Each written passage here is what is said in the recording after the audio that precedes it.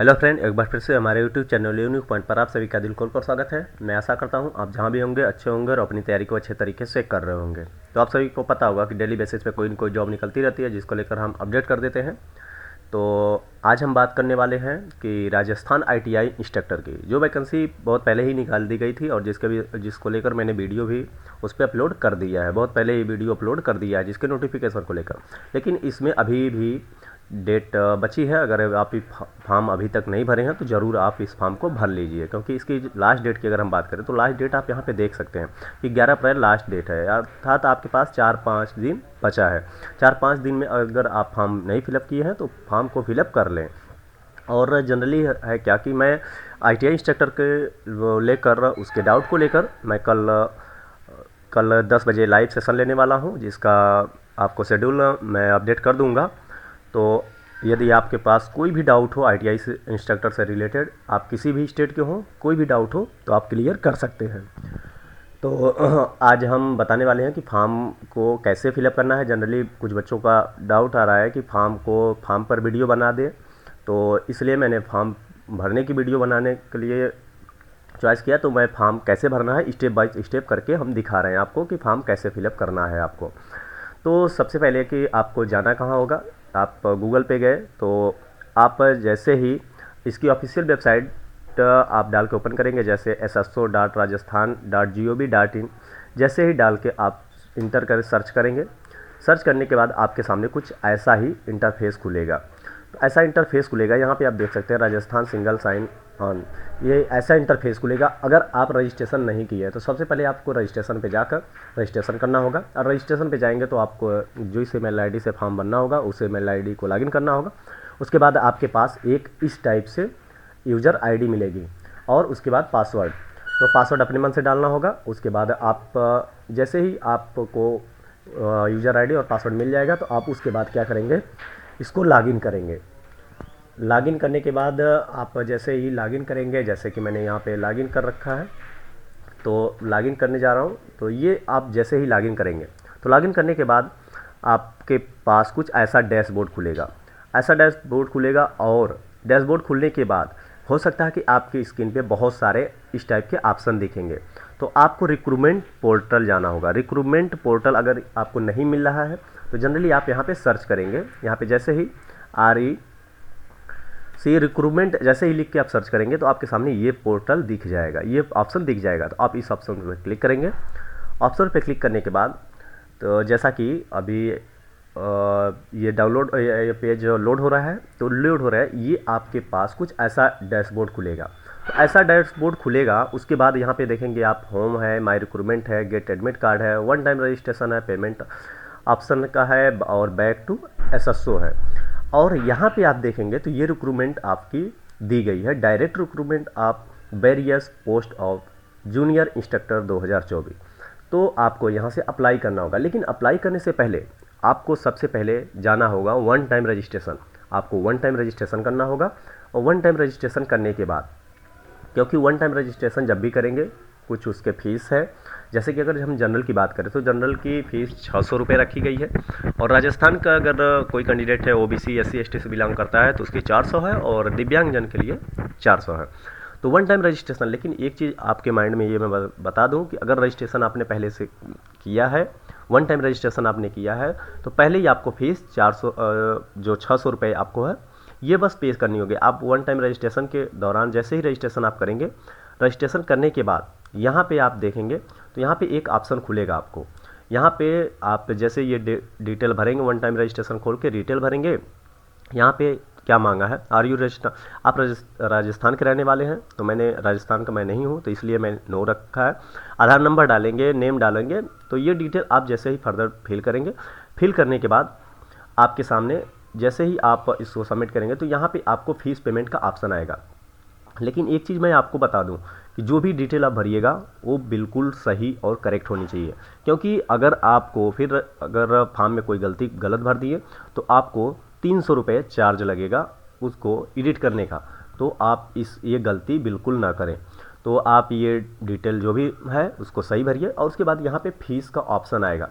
तो जैसे ही आप फीस पेमेंट पे क्लिक करेंगे तो आपका जो फीस होगी वो फीस को आप पे करेंगे। लेकिन अगर उसके बाद अगर हम बात करें तो ये कुछ बेसिक डिटेल है, इसमें भी आप फिल कर सकते हैं। फिल करने के बाद आप इसको जो वन टाइम रजिस्ट्रेशन होगा वो कंप्लीट आप कर लीजिएगा। तो फीस जब भी आप फीस पेमेंट कर देंगे, फीस पेमेंट करने के बाद ही आपके पास आपका जो पोर्टल होगा वो ओपन होगा फॉर्म भरने का।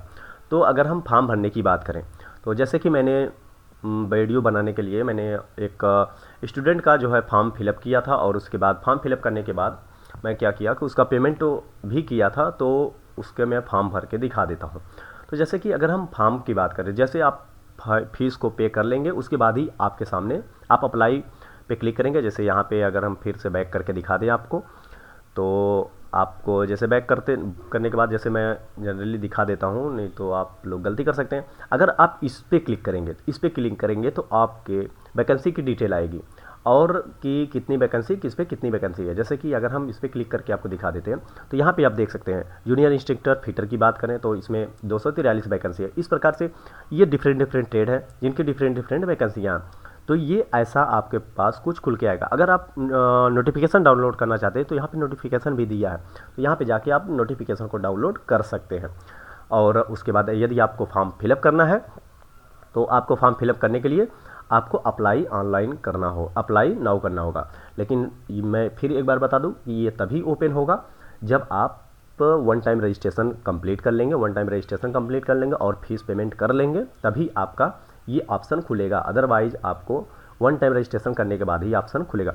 अब ऑप्शन ये खुलने के बाद आप करना क्या है कि आप किस ट्रेड से फॉर्म को फिलअप करना चाहते हैं। जैसे कि अगर हम बात कर ले जूनियर इंस्ट्रक्टर कंप्यूटर ऑपरेटर की, तो आप इस पर क्लिक करेंगे। अगर कोपा स्टूडेंट है तो इस पर क्लिक करके, जूनियर इंस्ट्रक्टर कास्टोमेलाजी का स्टूडेंट है तो इस पर करके।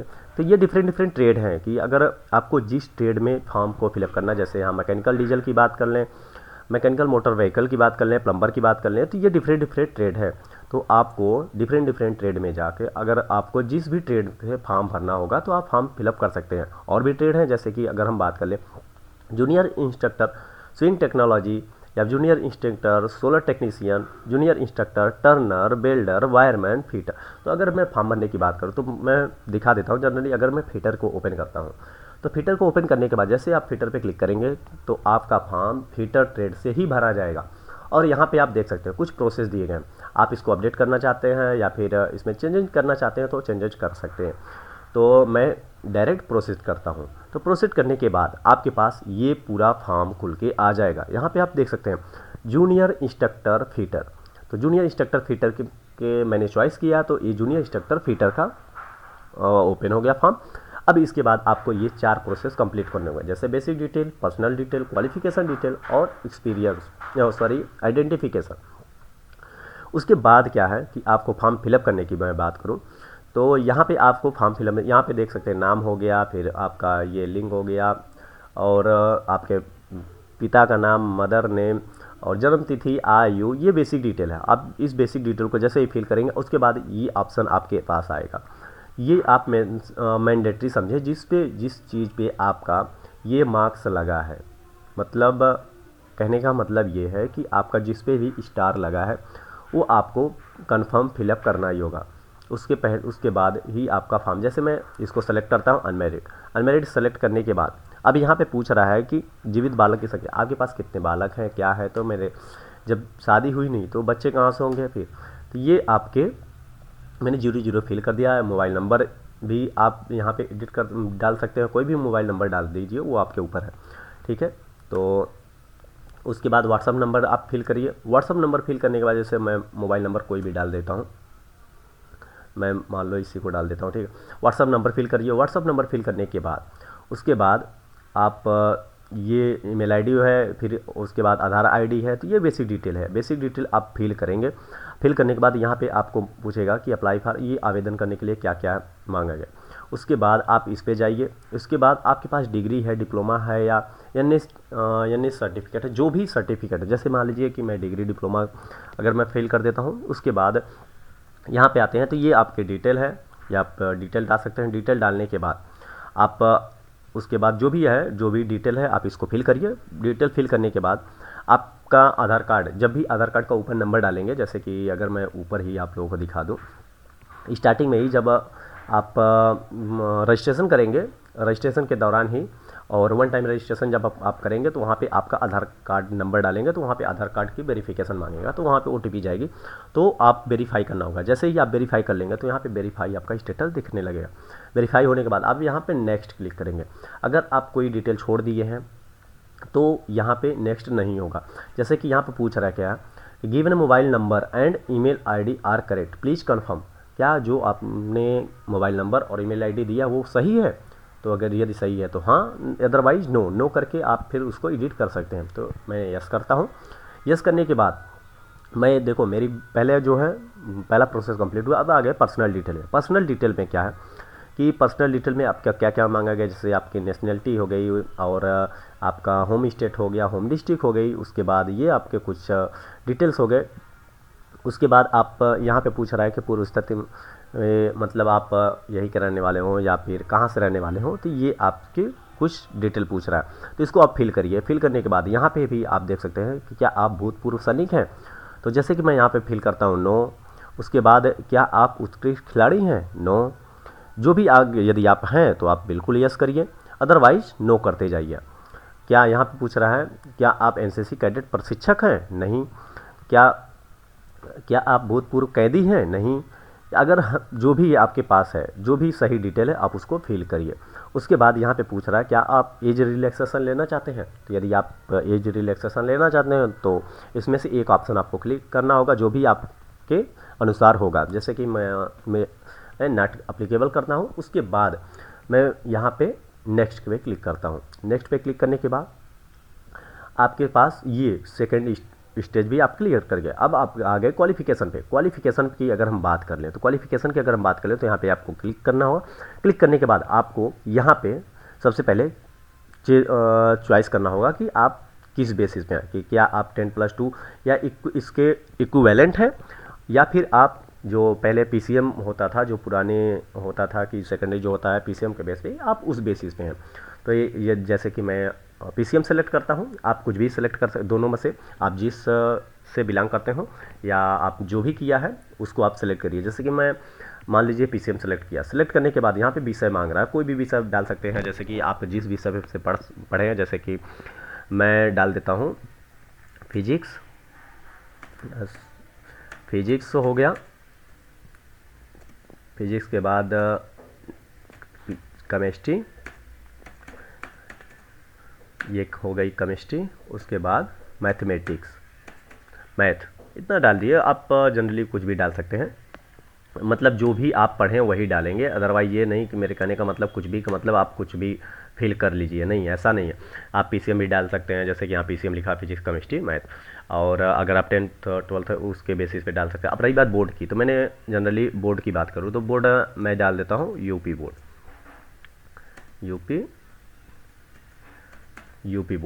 यूपी बोर्ड हो गया। उसके बाद मैं बात कर लूँ रोल नंबर की, तो रोल नंबर मैं मान लीजिए डाल देता हूँ, कुछ भी डाल दीजिए। तो ये हो गया रोल नंबर। रोल नंबर के बाद अगर आप किस परसेंटेज क्या है आपका, जो भी है परसेंटेज है या जी ग्रेड है या फिर सीजीपी है, तो कोई भी आप एक चॉइस करिए। उसके बाद अगर नंबर की बात कर ले तो मतलब आप पासिंग ईयर की बात कर ले कि आप पास कब हुए हैं। तो अगर हम पास की बात कर लें तो पास की बात अगर हम करें तो जैसे मैंने ये डाल दिया 17, तो ऐसे करके आप इसको डाल सकते हैं, ठीक है।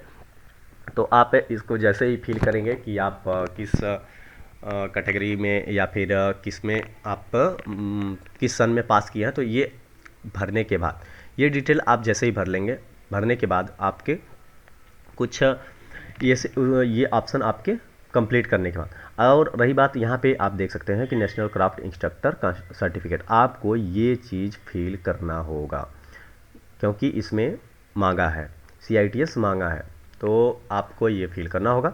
और उसके बाद यहाँ पे आप फिर अनुभव की बात कर लें तो अनुभव आप यहाँ पे भरेंगे क्योंकि अनुभव में यस ही ऑप्शन है। जब अनुभव रहेगा, अगर आप डिप्लोमा चॉइस किए हैं या जो भी ITI जो भी किए हैं, तो आपको एक्सपीरियंस होना चाहिए। तो एक्सपीरियंस के बाद अगर आप एक्सपीरियंस में क्या क्या आपका किस कैटेगरी में एक्सपीरियंस है, जैसे कि अगर हम बात कर लें कि अगर हम डाल देते हैं कि एज ए टीचर के तौर पे डाल देते हैं कि मैं मान लीजिए इंस्ट्रक्टर डाल देता हूँ फिटर इंस्ट्रक्टर, फिटर सॉरी, यहाँ पे नाम मांगा, नियोक्ता का नाम कि मतलब आपका नाम क्या है, तो मैं भर देता हूँ जनरली नाम,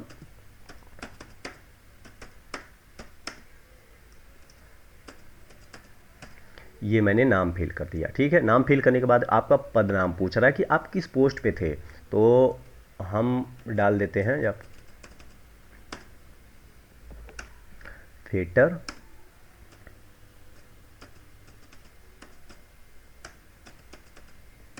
इंस्ट्रक्टर, सॉरी क्या, सॉरी इंस्ट्रक्टर। ठीक है, उसके बाद लेकिन एक चीज़, ये इस चीज़ को मैं आपको लोगों को बता दूं, ये एक्सपीरियंस मांगा है।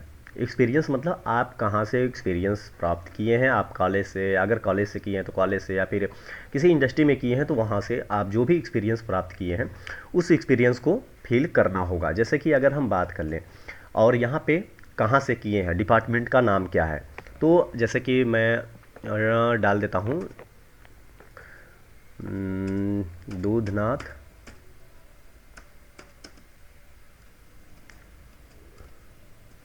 ITI दूधनाथ वासुदेव। यहाँ पे आपको फिल करना होगा डिटेल, आप यहाँ पे जो भी डिटेल है उसको आप फिल करिए, जो भी डिपार्टमेंट की है। तो प्राइवेट ITI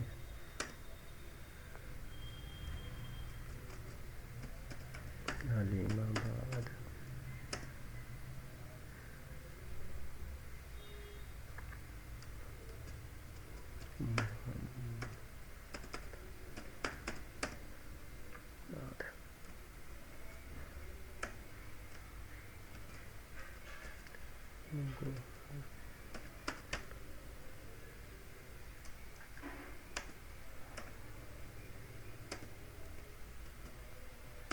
आपको ये पूरी डिटेल देख के एक्सपीरियंस सर्टिफिकेट पे डिटेल दी होगी, उस डिटेल को देख के ही फिल करना होगा, अदरवाइज आपका डॉक्यूमेंट वेरिफिकेशन के टाइम आपको छांट दिया जाएगा। तो आप अगर गलत मिलेगा तो आपको छांट दिया जाएगा, तो आप इस चीज़ को विशेष ध्यान दें। और यहाँ पे पूछ रहा है कि नेचर ऑफ प्रकृति, आप मतलब जो जॉब किए थे वो जॉब कैसी थी, तो यहाँ पे आप डाल सकते हैं कि आप किस जो नेचर थी आपकी, जो जॉब थी वो कैसी थी। तो आप यहाँ पे डाल सकते हैं कि प्राइवेट डाल सकते हैं, गवर्नमेंट डाल सकते हैं, मतलब यहाँ पे कैसी जॉब थी। आप जैसे मैंने क्यों यहाँ पे इंस्ट्रक्टर डाला तो मैंने इंस्ट्रक्टर ही डाल देता हूँ।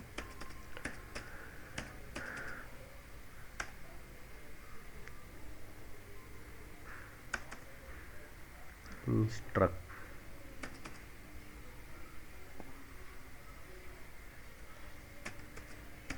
ये मैंने इंस्ट्रक्टर डाल दिया कि, और उसके बाद मैं यहाँ पे कब से आपने जॉब जो किया है वो कब से स्टार्ट किया है, वहाँ पे कब से आपको एक्सपीरियंस मिला है, तो वहाँ पर यहाँ पे आपको फिल करना होगा। जैसे कि मैं यहाँ पे डाल दिया ये, उसके बाद कब तक ले आपने किया है तो उसको भी आपको फिल करना होगा।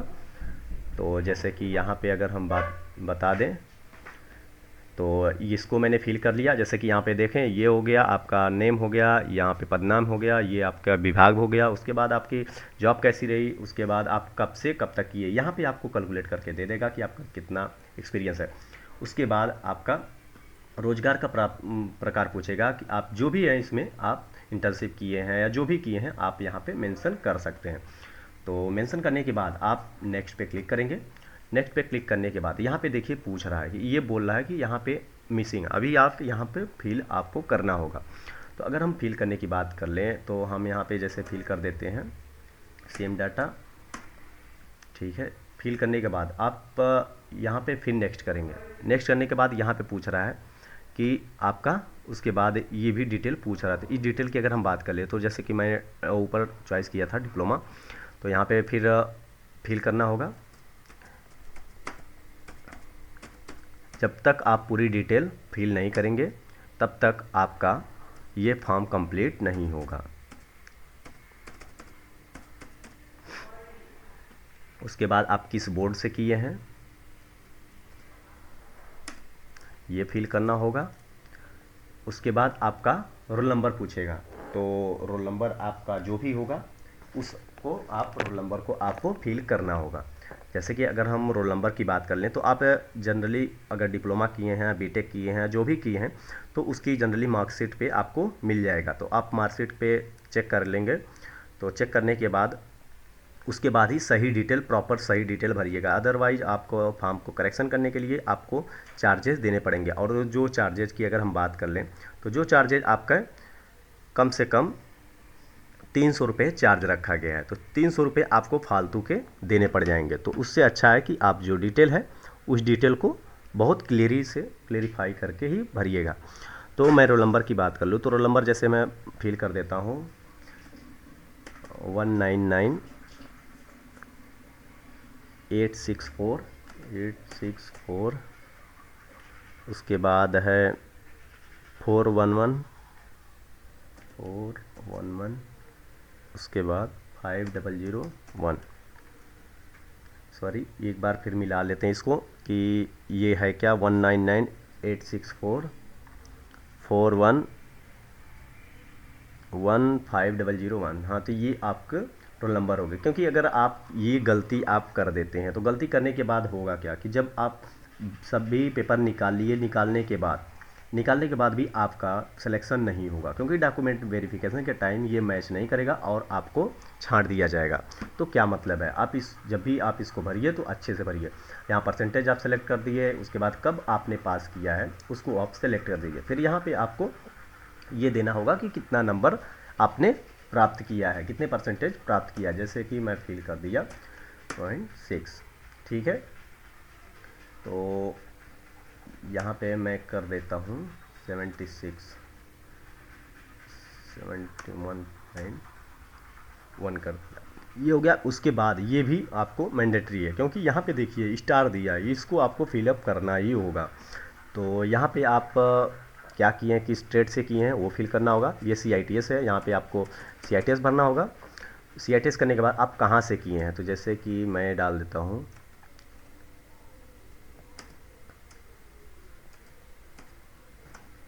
बेंगलुरु।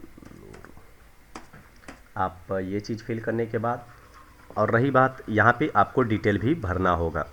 तो डिटेल की अगर मैं बात कर लूँ कि यहाँ पे डिटेल क्या, आपको रोल नंबर फिल करना होगा। तो जनरली होता क्या है कि उसमें CITS के जो आपके होते हैं उसमें रोल नंबर नहीं दिया जाता, जो आपका रजिस्ट्रेशन नंबर होता है वही आपका रोल नंबर बन जाता है। तो रोल नंबर की अगर हम बात कर लें तो रोल नंबर मैं फिल कर देता हूँ 222,900,323 ये आपके मैं इसको फिल कर दिया। CI222,900